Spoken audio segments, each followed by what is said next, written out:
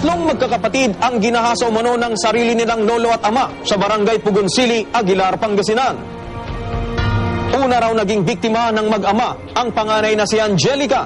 Hindi niya tunay na pangalan. 8 taong gulang daw si Angelica nang simulan siyang halain. Sa edad na 14, nagbunga ang pangahalay ng isang supling na ngayon nasa 1 taong gulang na. Ayon sa pagkasabi ng panganay na anak, is aware yung nanay dahil nabanggit na nung anak noon sa nanay pero wala daw pong naging reaction yung nanay.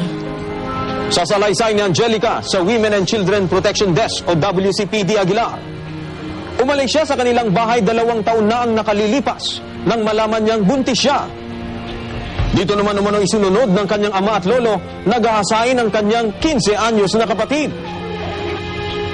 Napagalaman din ng pulisya na nitong taon naman ginahasa ng lolo ang bunso na 14 anyos.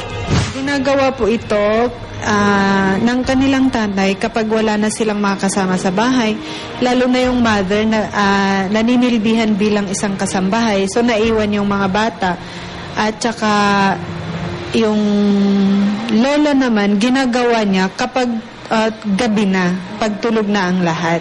Ikinabigla ng opisyal ng Barangay Pugoncili ang nangyari sa 3 magkakapatid. So may mga bali-balita na yung ama mismo ang nakabuntis. Tapos isa pa na kasama nun yung may daladalang palaging armas yung ama.